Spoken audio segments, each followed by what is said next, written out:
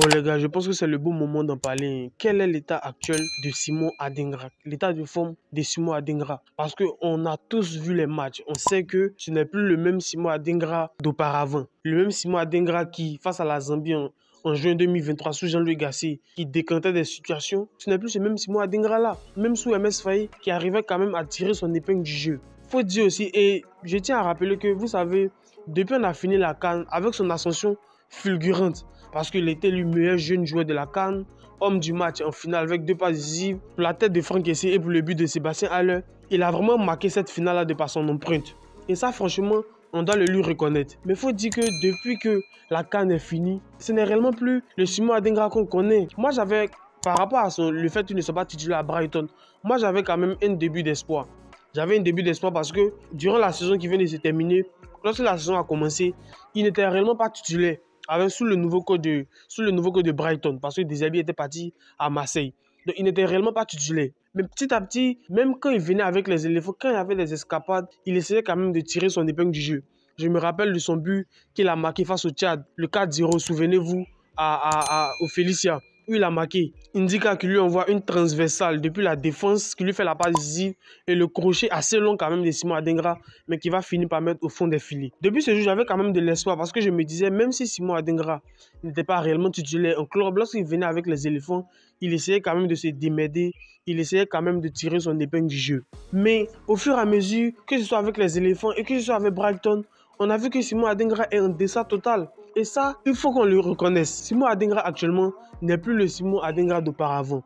Le match même qu'ils ont joué, le avant-dernier match, avant le match d'hier, le match qu'ils ont joué, je crois contre Séville, je ne me rappelle plus trop, ils ont fait nul. Mais Simon Adingra n'était réellement pas en forme. Que ce soit dans ses dribbles, que ce soit dans sa vitesse, ce n'est plus le même Simon Adingra qu'on connaît. C'est Simon Adingra qui est capable d'éliminer 2-3 joueurs. C'est Simon Adingra qui est capable de décanter une situation sur un match, qui est capable d'envoyer un coup d'éclat. Franchement, ce n'est plus ce même Simon Adingra là. Et moi, j'ai de la peine. J'ai de la peine parce que je me dis que pour que réellement cette trêve du mois de mars, ou du moins cette trêve du mois de septembre, soit réussie, il faut que Simon Adingra soit en forme. Parce que quoi qu'on le dise, c'est vrai que Simon Adingra n'est pas un joueur, ou du moins n'est pas en forme en ce moment. Mais il faut se le dire, Simon Adingra fait toujours partie des joueurs importants de la sélection nationale de Côte d'Ivoire. Ça seulement, on doit le reconnaître. Même si ce n'est pas le Simon Adingra de la Côte d'Ivoire pendant la CAN, même si ce n'est pas le Simon Adingra de Brighton dans ses débuts, mais c'est le Simon Adingra quand même. Et par rapport au poids de ce qu'il a déjà fait, on ne peut pas le balayer du revers de la main. Mais par contre, vous savez, depuis pas mal de temps, il y a Yann Diomandé qui affole le compteur en ce moment à Leipzig. Lorsqu'il a signé à Leipzig, son premier match, il était buteur. Et le dernier match de Leipzig qu'ils ont joué hier, il a encore été buteur et il a donné une passe décisive. Franchement, il est vraiment en train de monter en puissance. Surtout qu'on rappelle que lorsqu'il était à Leganés, là, il avait joué pratiquement 10 matchs pour un but et 2 passes décisives. Il essayait quand même de tirer son épingle du jeu. Là où Sébastien Haller n'a pas réussi, bon, on ne va pas revenir sur notre Haller qui est passé à Leganés aussi, mais Yann Diomandé a réussi quand même en Liga. Même s'il n'a pas été le buteur fou furieux qu'on aurait voulu voir, il est vraiment sorti du lot.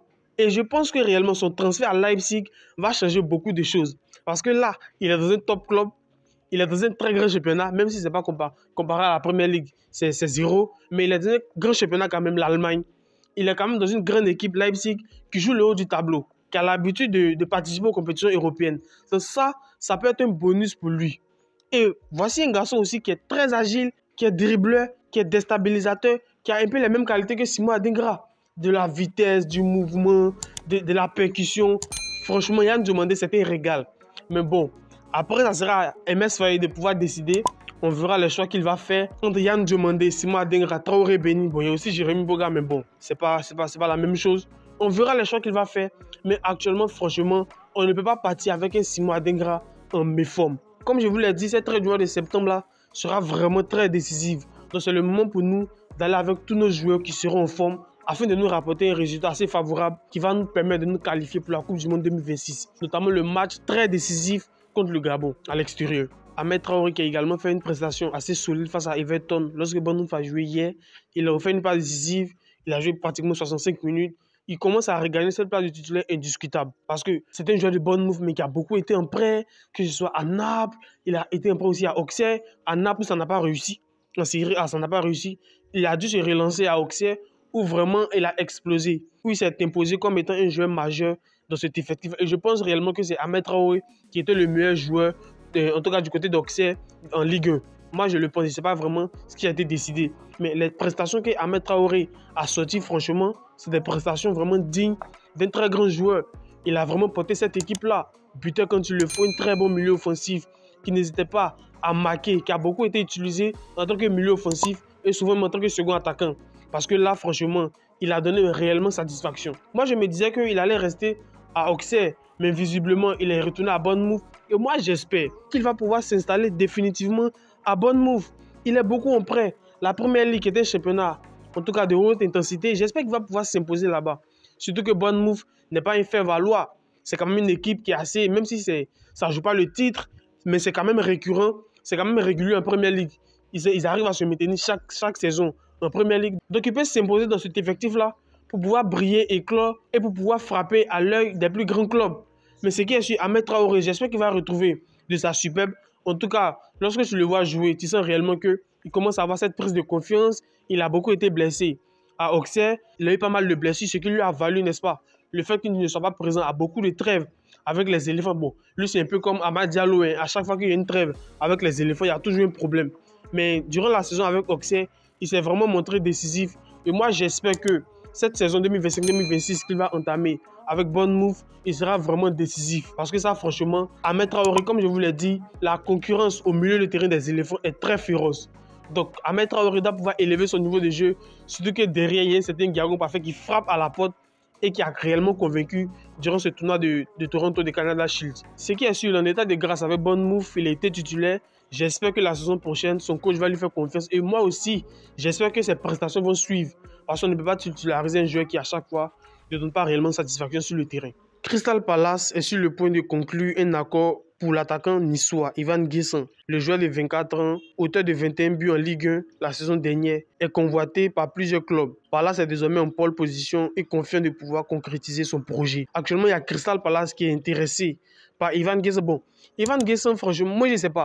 En tout cas, si c'est Crystal Palace qui veut réellement d'Ivan Guesson, moi je préfère qu'il reste à l'OGC Nice. Crystal Palace n'est pas une équipe anglaise qui joue le haut du tableau. Crystal Palace, je crois qu'ils ont fini 12e cette saison. Ce n'est pas une équipe qui est assez compétitive. Ce n'est pas une équipe qui concurrence les plus grands.